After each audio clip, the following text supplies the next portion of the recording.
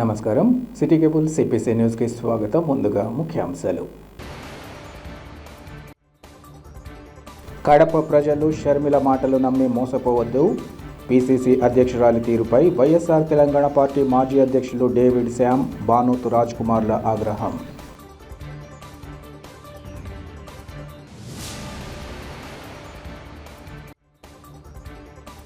రాష్ట్రంలో సంక్షేమ పథకాలు అమలవుతున్న అభివృద్ధి పనులు కొనసాగించేందుకు ప్రతి ఒక్కరూ జగనన్నకు అండగా నిలవాలి.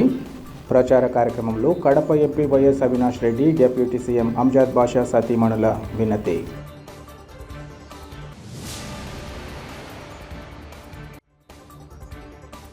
కేంద్రంలోని బీజేపీ, రాష్ట్రంలోని ప్రాంతీయ పార్టీలతో విసిగిపోయిన ప్రజలు కాంగ్రెస్ పార్టీకి పట్టం కట్టడం తథ్యం.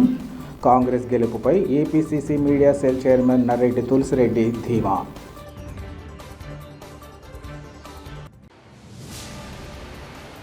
రాష్ట్రంలో ముఖ్యమంత్రి వైఎస్ జగన్మోహన్ రెడ్డి అమలు చేసిన సంక్షేమం, అభివృద్ధిని చూసి ప్రతి ఒక్కరూ ఎన్నికల్లో వైసీపీని తిరిగి అధికారంలోకి తీసుకురావాల్సి ఉందని కడప ఎంపీ వైఎస్ అవినాష్ రెడ్డి సతీమణి సమతారెడ్డి ఇతర కుటుంబ సభ్యులు తెలిపారు. కడప నగరం రాజీవ్ మార్గ్లో గల శివశివాని హైస్కూల్లో వైసీపీ నేత నాగేంద్రారెడ్డి రాసిన పాటను ఆవిష్కరించారు. ఈ సందర్భంగా వారు మాట్లాడుతూ, ఎన్నికలను దృష్టిలో ఉంచుకొని రాసిన పాట ప్రతి ఒక్కరిని అలరిస్తుందన్నారు. ప్రస్తుత పరిస్థితుల్లో ఈ పాటను రాసి విడుదల చేసిన నాగేంద్రారెడ్డిని ప్రత్యేకంగా అభినందిస్తున్నామన్నారు.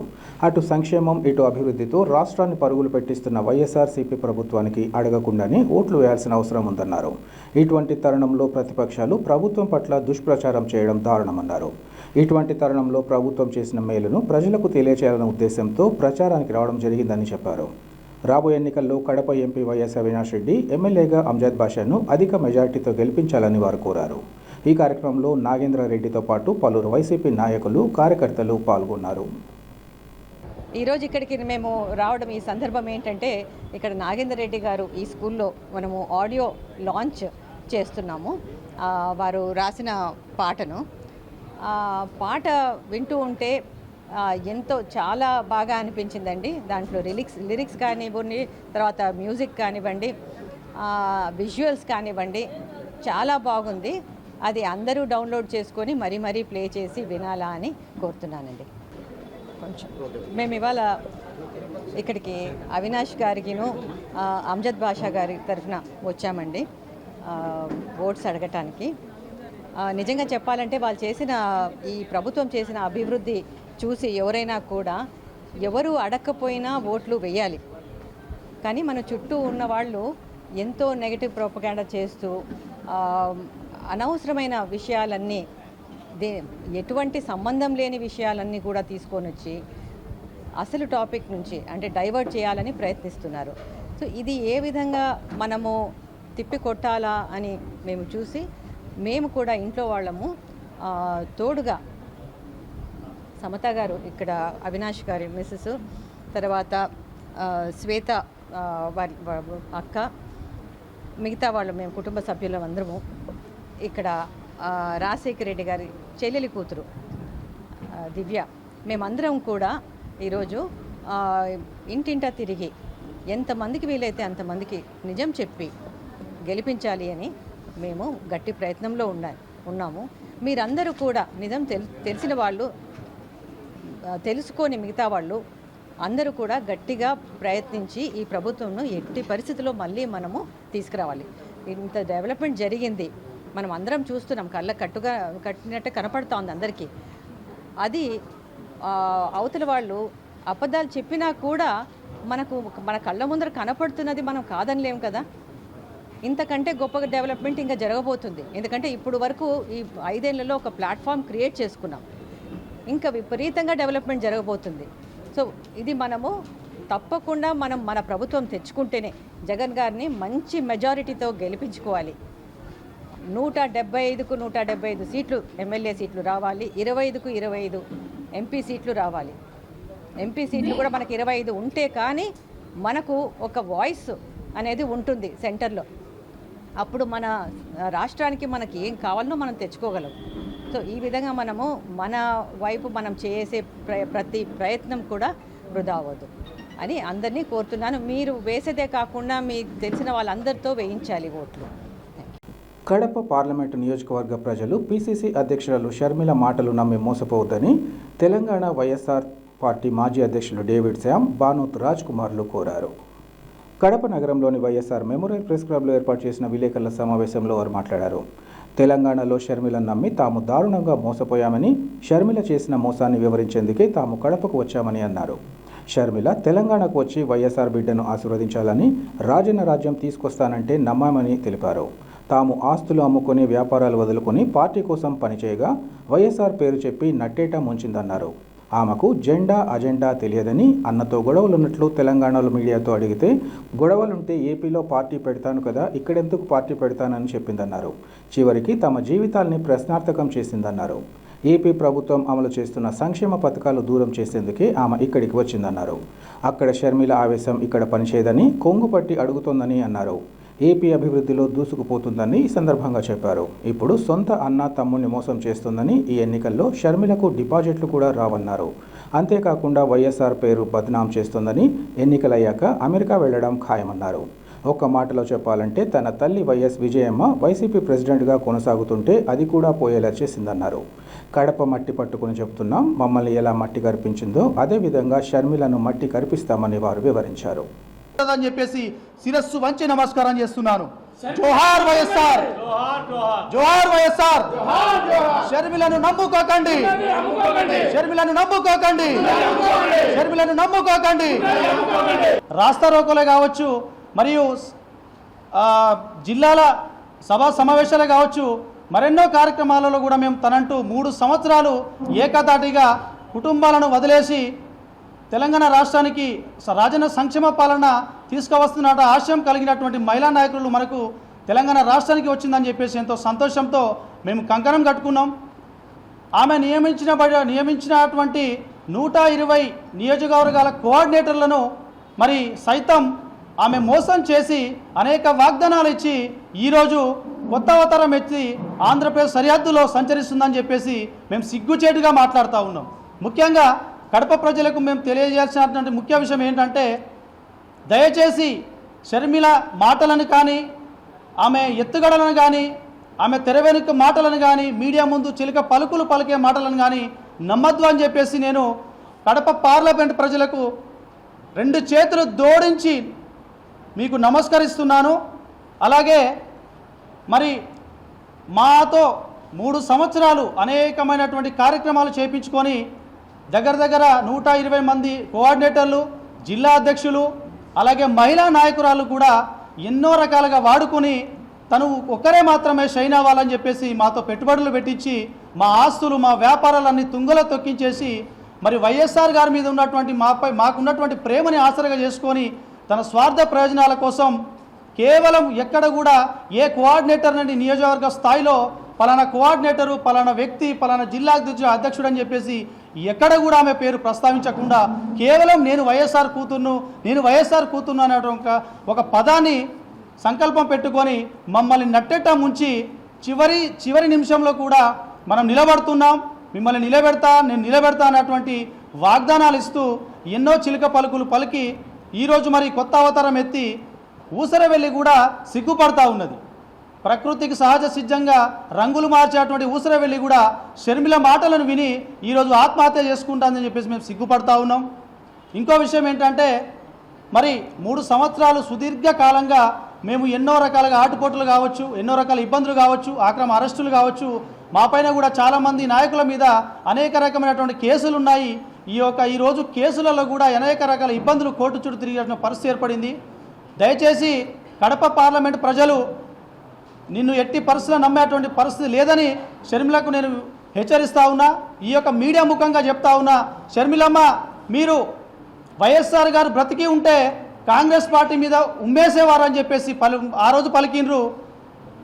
వైఎస్ఆర్ గారి మరణాంతరం తన పేరుని ఎఫ్ఐఆర్లో చేర్చిరని చెప్పేసి మొన్నటి వరకు తెలంగాణ రాష్ట్రంలో ఉన్న రోజులు మాట్లాడినావు.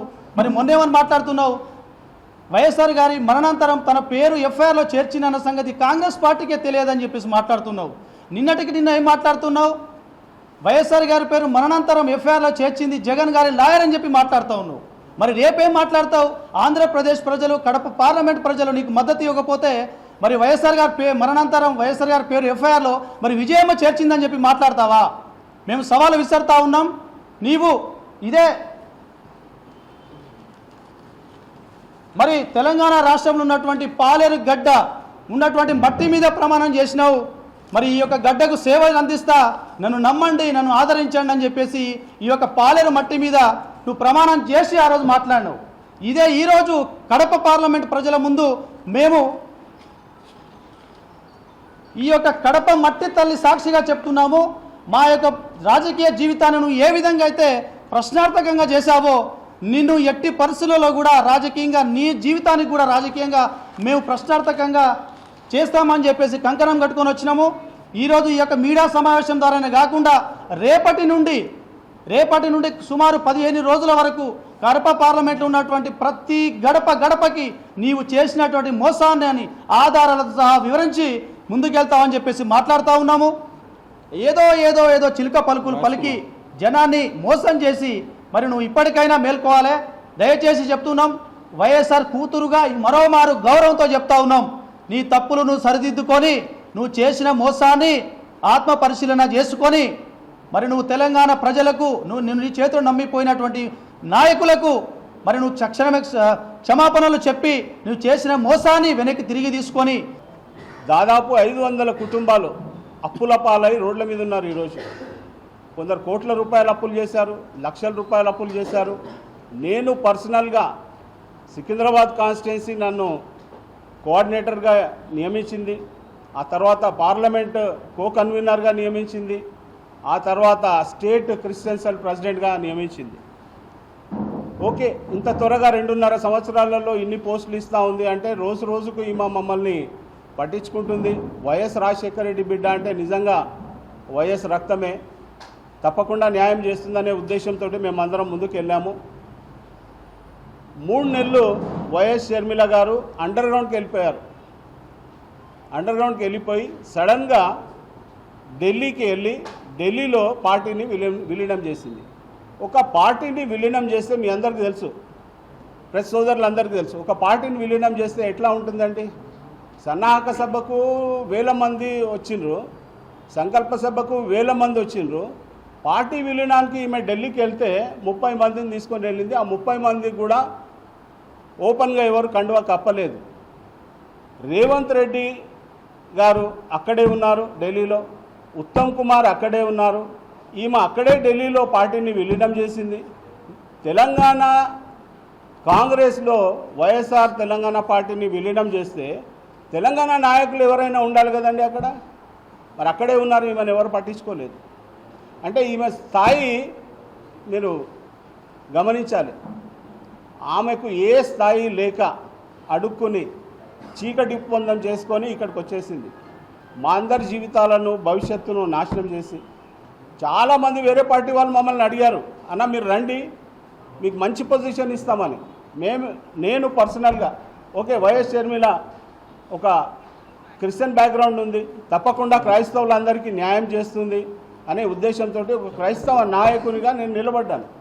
నాకు దాదాపు 25-30 సంవత్సరాల రాజకీయ అనుభవం ఉంది. ఈమె నమ్మి నేను 2.5-3 సంవత్సరాలు ఈమె కింద వర్క్ చేస్తే లాస్ట్కు నాకు కాదు ప్రతి ఒక్కరికి కూడా తెలంగాణలో మోసం చేసి ఇక్కడికి వచ్చింది వైఎస్ షర్మిల రెడ్డి. మీరందరూ గమనించండి, దాదాపు కొన్ని వేల జెండాలు మేము ఫ్లాగ్ హాయిస్టింగ్ చేసాము అక్కడ. ప్రతి వార్డులో ప్రతి ఇంటికి తిరిగాము. గడప గడపకు వైఎస్ఆర్ వెళ్ళండి అన్నది.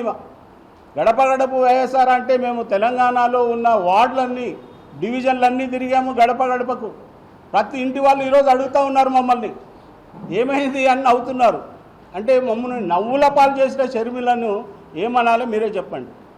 ఇది మంచి పద్ధతి. ఆ షర్మిలకు మేము మాట్లాడాలంటే మాకు ఈరోజు దాకా ఛాన్స్ ఇవ్వలేదు తను.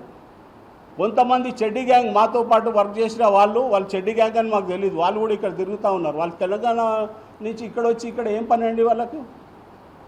వాళ్ళు ఇక్కడ తిరుగుతూ ఉన్నారు. ఈమెకు అన్నీ తెలుసు ఎవరు ఏంటి అనేది. దొంగలు నెంటేసుకొని ఇక్కడ తిరుగుతూ ఉంది. అది మంచి పద్ధతి కాదు. ఎప్పటికైనా తెలంగాణలో మాకు జరిగిన అన్యాయము మీకు కూడా జరుగుతుంది. కాంగ్రెస్ పార్టీలో పనిచేసే కార్యకర్తలను కానీ నాయకులను కానీ ఎవరిని పట్టించుకుంటుంది?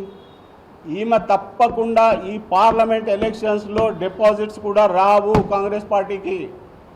వైఎస్ షర్మిలారెడ్డి పెద్ద మోసగత్తే.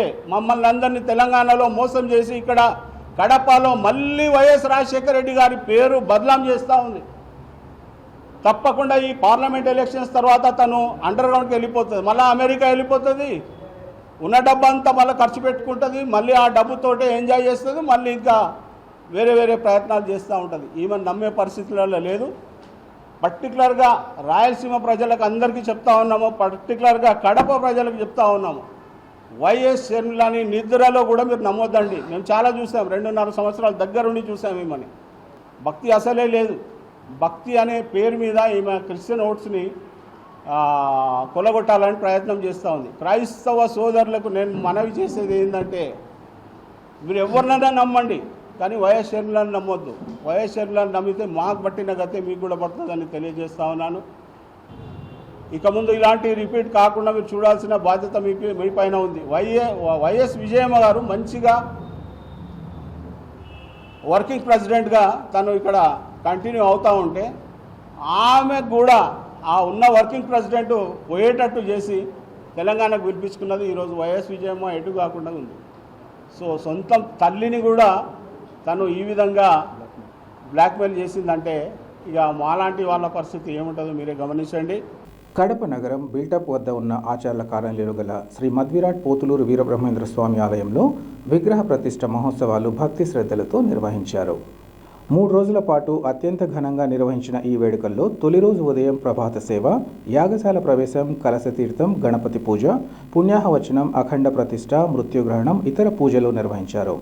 సాయంత్రం మండలార్చనలు, హోమాలు, క్షీరాదివానం, మహామంత్ర పుష్పం, కూష్మాండ బలి తదితర పూజా కార్యక్రమాలను నిర్వహించారు. ఈ కార్యక్రమాలను బ్రహ్మంగారి మఠం మండలం కందిమల్లాయపల్లెకు చెందిన శతాధిక ప్రతిష్టాచార్యులు గోవిందస్వామి ఆధ్వర్యంలో నిర్వహించారు. గురువారం గ్రామోత్సవాన్ని నిర్వహించారు. ఉత్సవాల్లో భాగంగా చివరి రోజు గోవిందాంబ సమేత వీరబ్రహ్మేంద్ర స్వామి, సిద్ధిమూర్తి, మహాగణపతి ధ్వజస్తంభ ప్రతిష్ఠ మహోత్సవాలు జరిగాయి. ఈ ఉత్సవాలలో శ్రీ వీరబ్రహ్మేంద్ర స్వామి మఠం పూర్వపు మఠాధిపతులు, జ్యేష్ఠపుత్రుడు శ్రీ వెంకటాద్రి స్వామి, జగన్మాత శ్రీ ఈశ్వరీదేవి మఠం మఠాధిపతి శ్రీ వీరజకురోస్మర స్వామి, శ్రీ శంకరానందగిరి స్వామితో పాటు పెద్ద ఎత్తున భక్తులు పాల్గొన్నారు.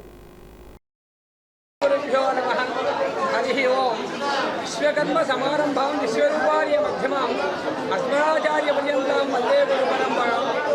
వీరనారాయణాయ విద్మహే వీరాచార్యాయ ధీమహి శ్రీ వీరబ్రహ్మ ప్రచోదయాత్. 50 మంది భక్తాగ్రేసులకు తెలియజేయడం ఏమనగా, నేడు కడప పరిధిలో ఉన్నటువంటి విశ్వబ్రాహ్మణ ఆచార్య కాలనీలో గోవిందమాంబ సమేత వీరబ్రహ్మేంద్ర స్వామి శిరప్రతిష్ఠా కార్యక్రమం ఈరోజు 11:15 శిరప్రతిష్ఠ కార్యక్రమం జరిగింది. ఈ యొక్క కార్యక్రమానికి పలువురు పెద్దలు, అధిపతులు మరియు కార్యనిర్వాహకులు, కమిటీ వారు అందరూ కూడా సహకరించి, గ్రామ ప్రజలంతా కూడా సహకరించి ఈ యొక్క దేవాలయాన్ని నిర్మాణం చేసి విగ్రహ ప్రతిష్ఠ చేయడం ఎంతో శుభదాయకం. వచ్చే కాలంలో జగద్గురు విరాట్ కోహ్లీ వీరబ్రహ్మేంద్ర స్వామి కాలజ్ఞానంలో ఉన్నటువంటి రహస్యాలు చాలా గొప్ప విశేషంగా జరుగుతున్నాయి. నేటి తరంలో కూడా కలియుగ ప్రత్యక్ష దైవం వీరబ్రహ్మేంద్ర స్వామి అని చెప్పి ప్రజల్లో నానుడైపోయింది. ఎక్కడ చూసినా, ఏ పదం చూసినా, మేము కడప జిల్లా బ్రహ్మంగారి మఠం మాది, మఠం వాసినే ఈశ్వరీదేవి పెట్టాము అబ్బాయి. కానీ ఈ యొక్క దేవాలయాన్ని కాకుండా అన్ని దేవాలయాలు చేసుకుంటారు. కానీ ఎక్కడ బ్రహ్మంగారి దేవాలయం చేసినా ఇది బ్రహ్మంగారి వాక్యం అని ప్రజల జ్ఞానంలో అయిపోయి బ్రహ్మంగారు రాసినటువంటి భవిష్యత్తు ఇంకా విశేషమైన మహిమ త్వరలో అన్ని తెలియజేస్తామని చెప్పి తెలియజేస్తున్నాం. జై వీరబ్రహ్మ జై. రాష్ట్రంలో ఇప్పటి వరకు కొనసాగిన సంక్షేమ పథకాలు, అమలైన అభివృద్ధి పనులు కొనసాగేందుకు ప్రతి ఒక్కరూ జగనన్నకు అండగా నిలవాలని Kadapa MP YS Avinash Reddy, deputy CM Anjad Basha సతీమణులు సమతారెడ్డి, ఫాతిమాలు కోరారు. కడప నగరం 23వ డివిజన్లో YCP incharge ice cream Ravi ఆధ్వర్యంలో సమతారెడ్డి, ఫాతిమాలు ముమ్మరంగా ఎన్నికల ప్రచారాన్ని నిర్వహించారు. తొలుత తమ డివిజన్కు విచ్చేసిన సమతారెడ్డి, ఫాతిమాలకు స్థానికుల నుంచి అపూర్వ స్వాగతం లభించింది. వారు ఇంటింటికి తిరిగి జగన్మోహన్ రెడ్డి ప్రభుత్వం ప్రజలకు చేసిన మేలును వివరించారు. అనంతరం వారు మాట్లాడుతూ ఇచ్చిన హామీలను 99% పైగా అమలు చేసిన ఘనత జగన్మోహన్ రెడ్డికి దక్కిందన్నారు. ప్రభుత్వానికి చెందిన పథకాలను ప్రజల వద్దకు చేర్చి సంక్షేమ పథకాలను ప్రజల ముందుకి చేర్చారన్నారు. అటువంటి నాయకుడికి అండగా నిలవాల్సిన సమయం ఆసన్నమైందన్నారు. అన్ని వర్గాల ప్రజలకు మేలు చేస్తూ జనరంజక పాలన అందిస్తున్న ముఖ్యమంత్రి వైఎస్ జగన్మోహన్ రెడ్డిని ప్రజలు ఆశీర్వదించాలని కోరారు. ఈ ఎన్నికల్లో ఎంపీగా వైఎస్ అవినాష్ రెడ్డిని, కడప ఎమ్మెల్యేగా అంజద్ బాషాను అత్యధిక మెజార్టీతో గెలిపించాలని వారు ప్రజలను అభ్యర్థించారు. ఈ కార్యక్రమంలో స్థానిక కార్పొరేటర్ విజయలక్ష్మితో పాటు ఇతర వైసీపీ నాయకులు, మహిళా ప్రతినిధులు, కార్యకర్తలు, డివిజన్ ప్రముఖులు పాల్గొన్నారు.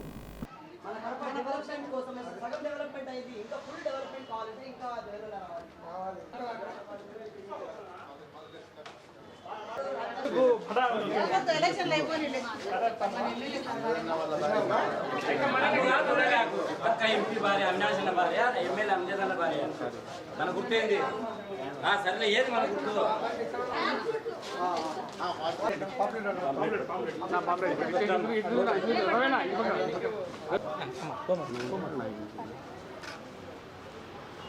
Okay madam.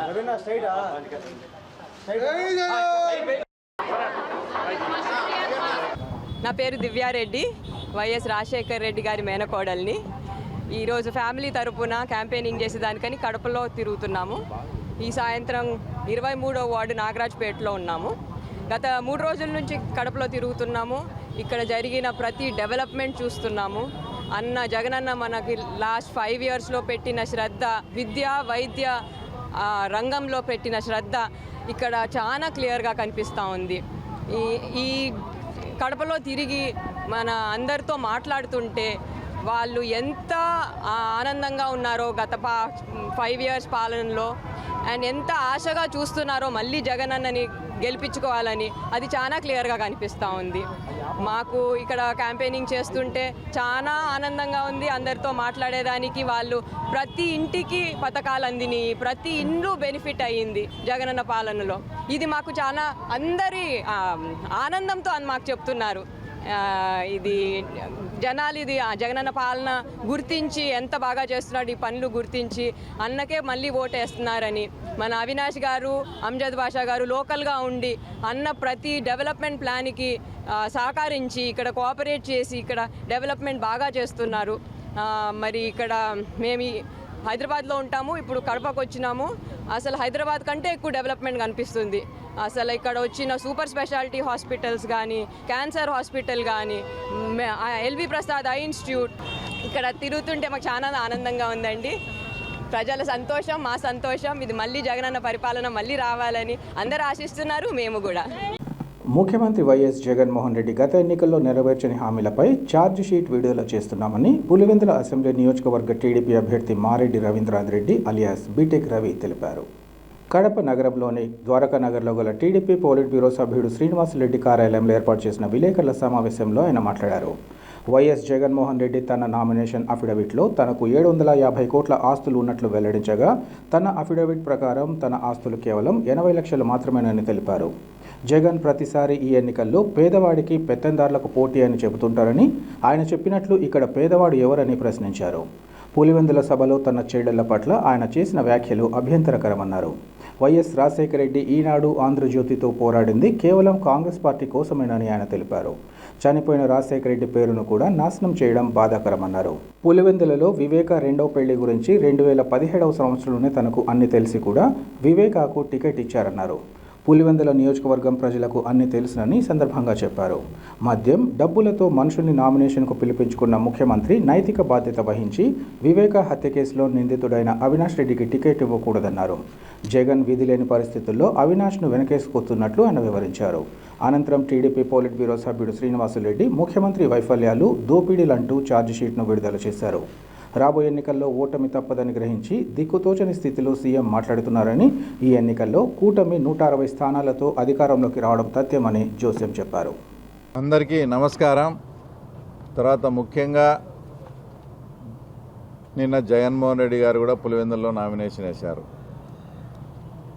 ఒక్కసారి ఆయన అఫిడవిట్ చూస్తే ఆయన అఫీషియల్గా చూపించింది వచ్చేసి దాదాపు 750 కోట్లు, అంటే వాళ్ళ కుటుంబం అంతా. ఆయన అంతకుముందు గతంలో కానీ అనేక సందర్భాల్లో ఏం చెప్పాడంటే ఆయన క్యాప్షన్ వచ్చేసి ఈ రాష్ట్రంలో జరిగే ఎన్నికల సమరంలో ఒక పేదవాడికి పెత్తందారుడికి యుద్ధం జరుగుతూ ఉంది, మీరంతా కూడా పేదవాళ్ళ సైడ్ ఉండాలి అనేటువంటి క్యాప్షన్ మొత్తం. అంటే ఎక్కడ చూసినా పోస్టర్స్లో పేదవాడికి పెత్తందారుడికి పోటీ అన్నట్టు, అంటే తెలుగుదేశం వాళ్ళు వచ్చేసి పెత్తందారులు అయినట్లు, ఆయన పేదవాడికి రిప్రజెంటేటివ్ అయినట్టు ఆయన మాట్లాడడం జరిగింది.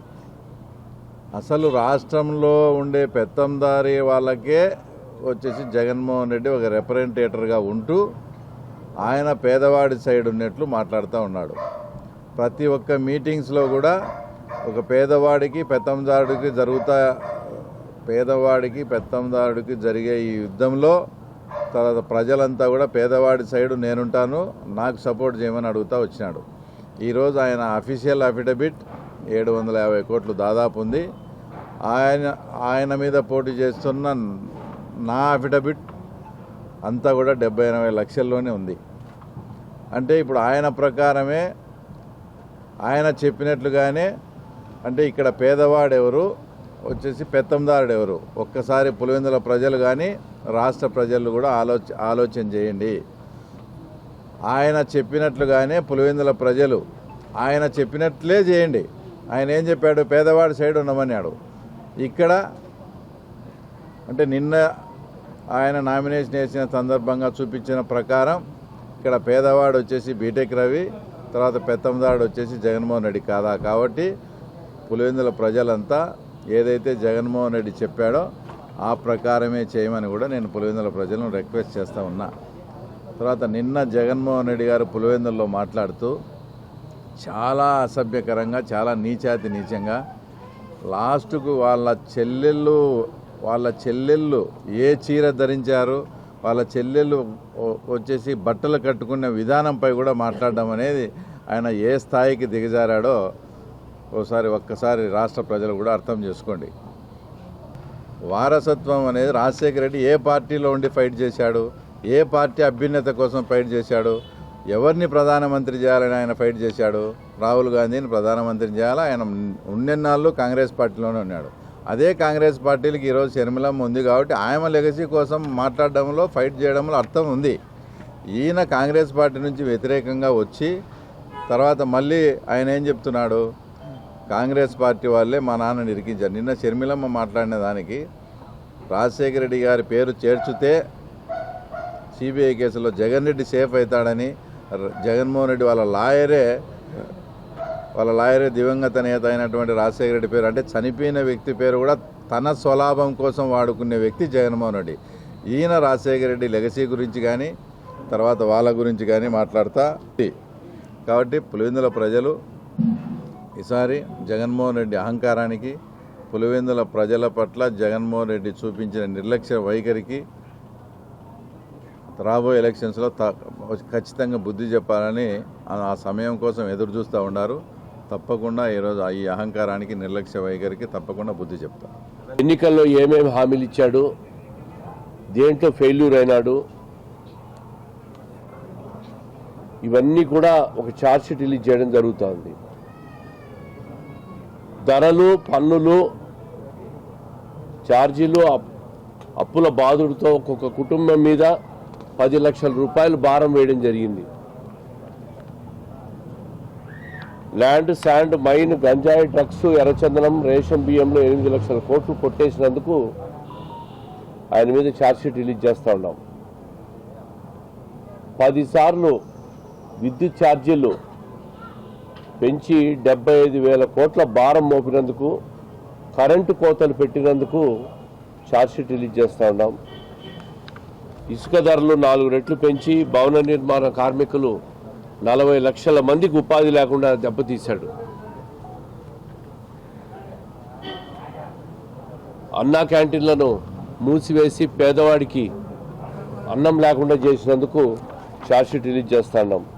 పండుగ కానుకలు, నిరుద్యోగ భృతి, రైతు రుణమాఫీ, చంద్రన్న బీమా లాంటి 100 తెలుగుదేశం పార్టీ అధికారంలో ఉన్నప్పుడు ప్రవేశపెట్టిన సంక్షేమ పథకాలన్నింటినీ రద్దు చేసినందుకు మేము ఛార్జ్షీట్ రిలీజ్ చేస్తూ ఉన్నాం.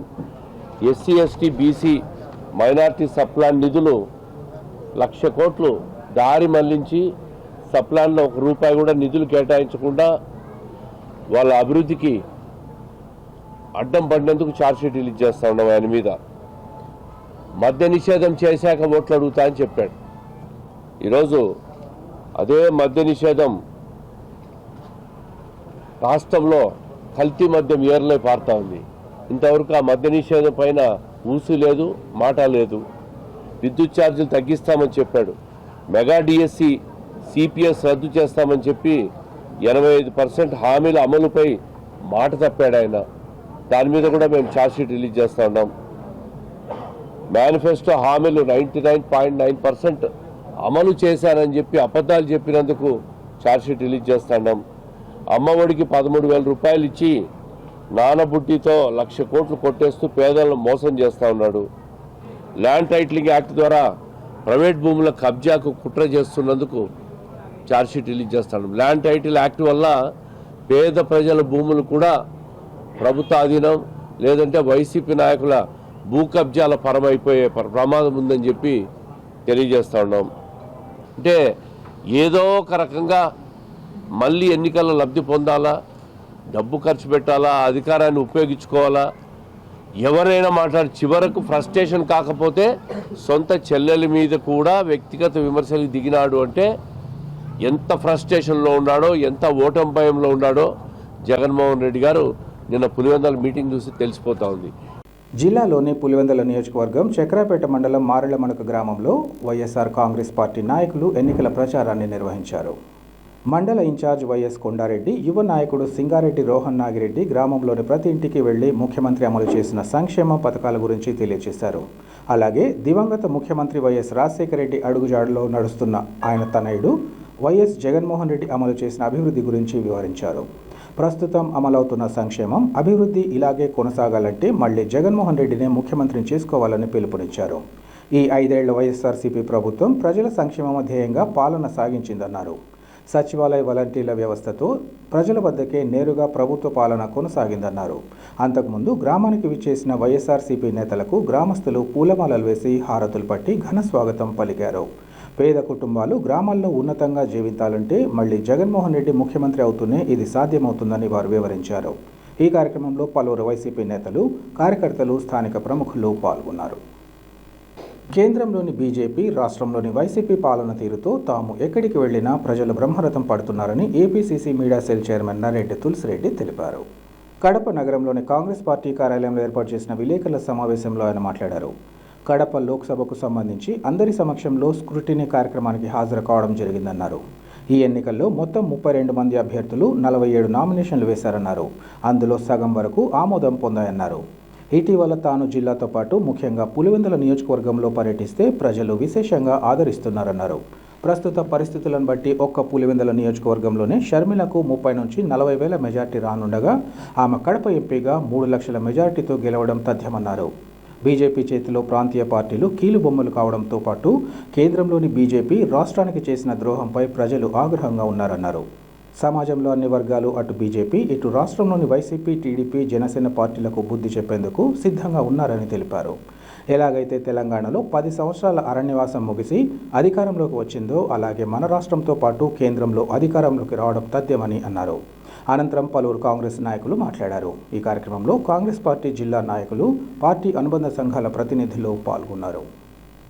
కడప కలెక్టరేట్లో జిల్లా కలెక్టర్, రిటర్నింగ్ ఆఫీసర్, కడప లోక్సభకు సంబంధించి వచ్చిన అప్లికేషన్స్ అన్నిటినీ అందరి సమక్షంలో క్యాండిడేట్స్, ప్రపోజర్సు వాళ్ళ సమక్షంలో స్క్రూటినీ చేయడం జరిగింది.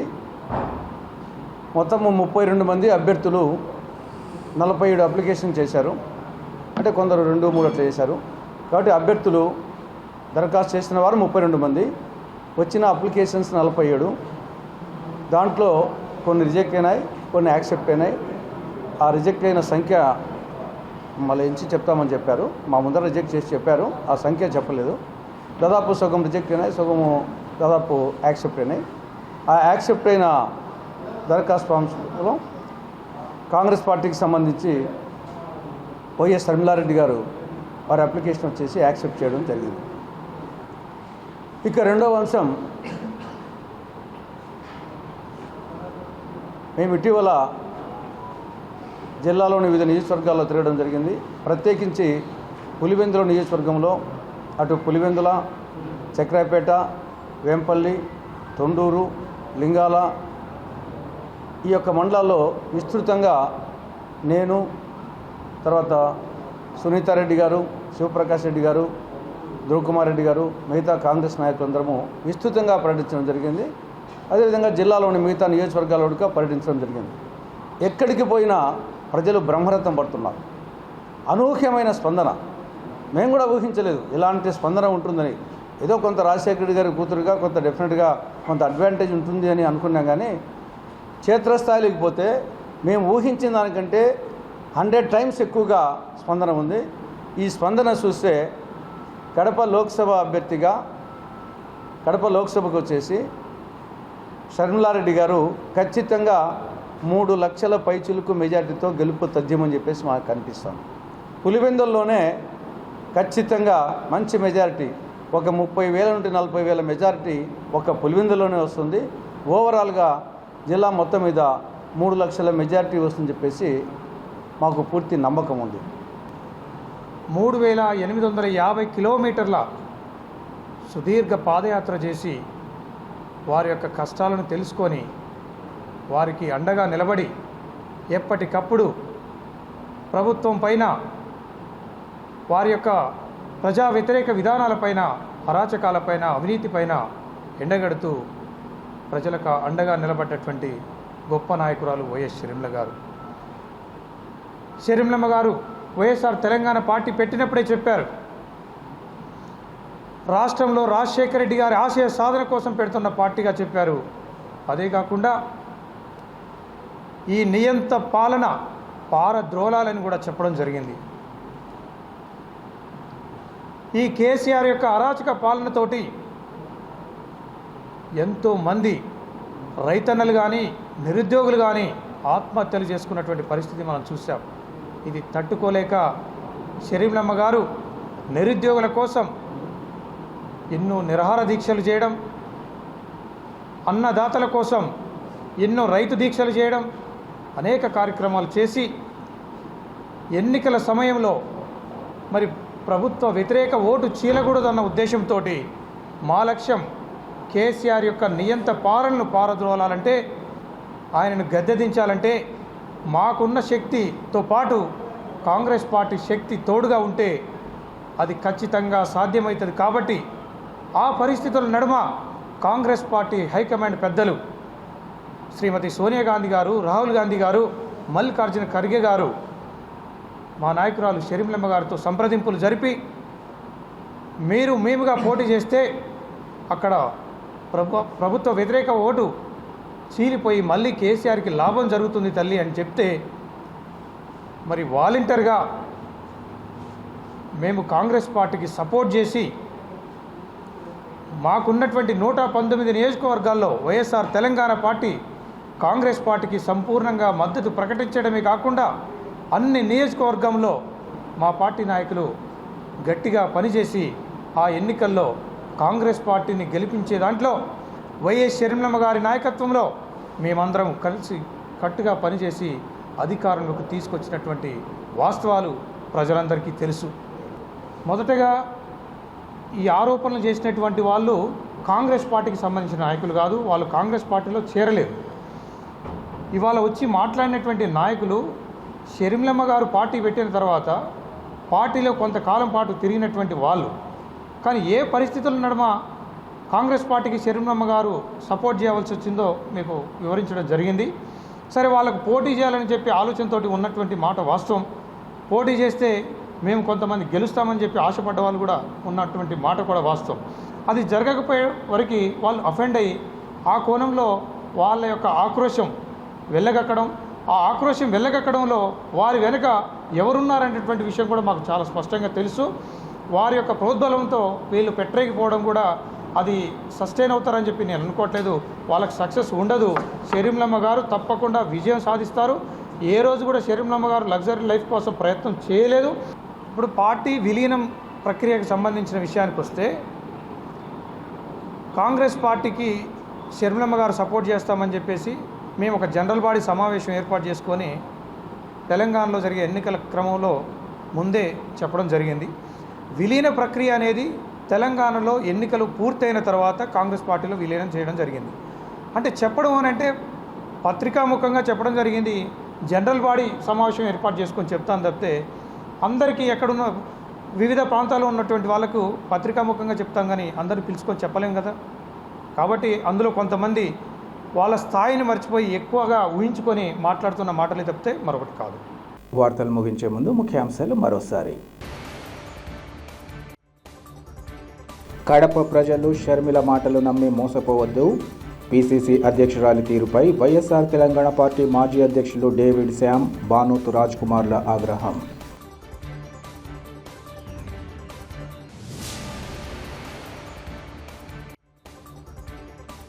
రాష్ట్రంలో సంక్షేమ పథకాలు అమలవుతున్న అభివృద్ధి పనులు కొనసాగించేందుకు ప్రతి ఒక్కరూ జగనన్నకు అండగా నిలవాలి.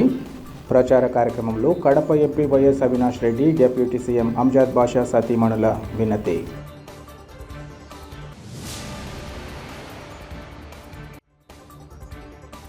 కేంద్రంలోని బీజేపీ, రాష్ట్రంలోని ప్రాంతీయ పార్టీలతో విసిగిపోయిన ప్రజలు కాంగ్రెస్ పార్టీకి పట్టం కట్టడం తథ్యం.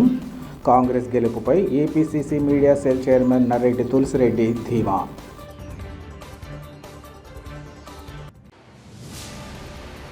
సిటీ కేబుల్ సిపిసి న్యూస్ ఇంతటితో సమాప్తం. నమస్కారం.